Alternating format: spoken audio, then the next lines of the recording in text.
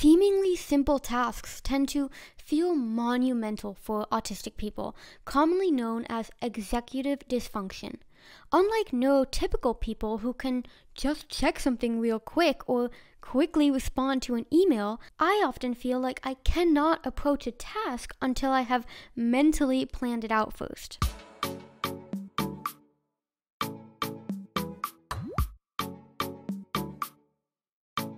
Hello, and welcome back to Live Label Free, where you'll learn to fully embrace your unique brain and optimize all facets of your health, business, and life. Today, we are going to be talking about autism and procrastination. More specifically, I'll be sharing my personal experience with procrastination as an autistic person, why I believe autistic people have difficulty executing tasks, and you're sure going to want to stick around until the end of this episode or video if you are watching on YouTube, because I am going to be giving you my top 3 tips on how to stop procrastinating so you can actually get shit done. Be sure to subscribe if you haven't already and share this video or episode with anyone and everyone who you think could benefit from it. Now, without further ado, let's talk about autism and procrastination.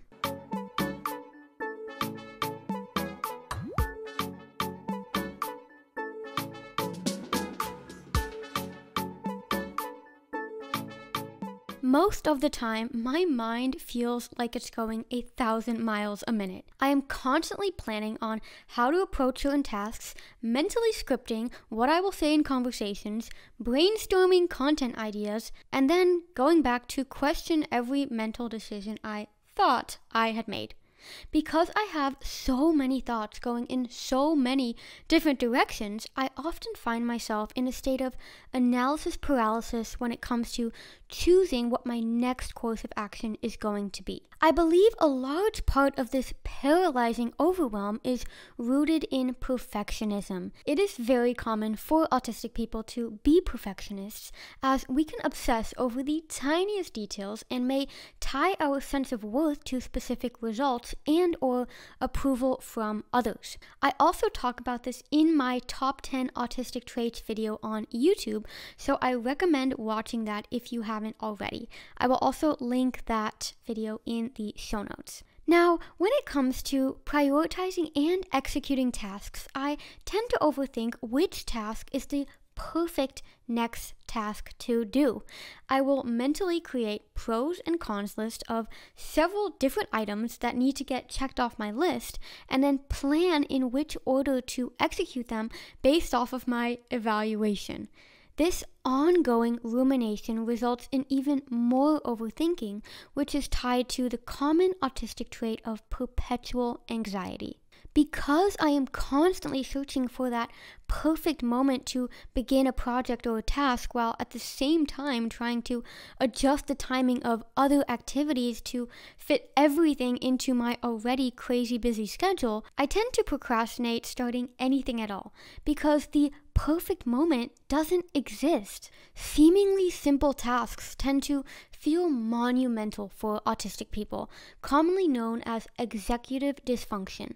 Unlike neurotypical people who can just check something real quick or quickly respond to an email, I often feel like I cannot approach a task until I have mentally planned it out first. Although I still struggle a lot with this concept of feeling paralyzed by my thoughts and therefore having difficulty executing tasks, I have found strategies that help me just do the damn thing.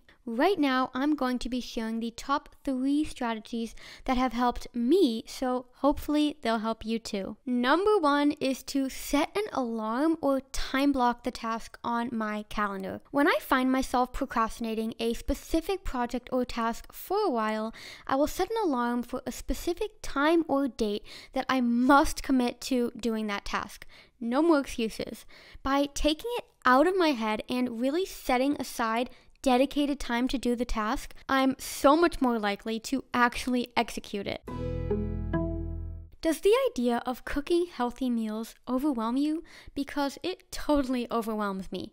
And that's why I am so excited to tell you about Daily Harvest, a plant-based meal delivery service that creates meals, snacks, and desserts based on fruits and vegetables. Not only can cooking itself feel overwhelming for neurodivergent people, but meal planning, grocery shopping, cleanup, and everything else involved in the process can just feel like too dang much. We then may turn to quick and easy solutions that probably are not the best for our body, or even worse, we may just feel too overwhelmed to eat at all. But I can say from firsthand experience that nourishing your body is one of the most important aspects of living a fulfilled life, especially as an autistic person. Thanks to Daily Harvest, you can have all of your favorite meals and snacks delivered straight to your doorstep so you can nourish that body and mind without any of the stress. Daily Harvest accommodates a wide variety of diets, lifestyles, and preferences, such as vegan, gluten-free, dairy-free, and paleo, which is just so ideal for all of my fellow autistics with a sensitive stomach. It's always so hard for me to pick favorites, but a few Daily Harvest items I absolutely love are the chocolate and blueberry smoothie, the broccoli and cheese with a Z harvest bowl, the cacao nib and vanilla bites, which basically taste like cookie dough, and all of their flatbreads, which basically taste like pizza. And it gets better because you can now get up to $40 off your Daily Harvest order by using my code LIVELabelFree at checkout. So just head over to daily-harvest.com and use the code LIVLABELFREE at checkout for up to $40 off of your order. I will also put the link in the description so you can get to not cooking ASAP. Now, let's get back to the episode. My second tip is to journal. Often, the cause of procrastination and also perfectionism is rooted in a fear of failure. By not doing the task, you're avoiding the ability to fail at doing so. However, it's so important to recognize that failure or messing up is inevitable. It's how we learn. But more importantly, our fear of failure is often far greater than the reality of the actual outcome. That said, if I have been putting something off due to the fear that I will mess up or fail and that it won't be perfect, I will journal about it and ask myself, what's the worst thing that could happen? Because, like I said, 99.999999% of the time, the worst outcome isn't as bad as we had mentally made it out to be. And my very last tip to stop procrastinating is to either scrap the task or delegate it. If I've been procrastinating a specific task for a very long time, chances are it's not really that important. If this is the case, is it really necessary for it to take up precious space in your brain? Of course, there are times when a long procrastinated task is important, and the first thing that comes to mind for me is taxes. So if in this case, such as with taxes, the task actually really is very important, ask someone with experience to help you. There's no reason for the extra stress and overwhelm if there are so many people out there in the world that specialize in helping you with that exact task. And that's all I have to say about autism and procrastination.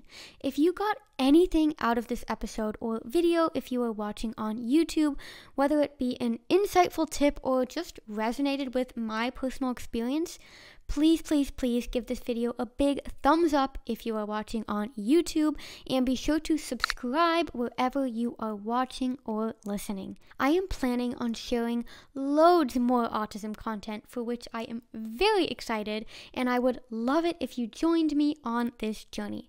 I'll talk to you soon. Bye bye now.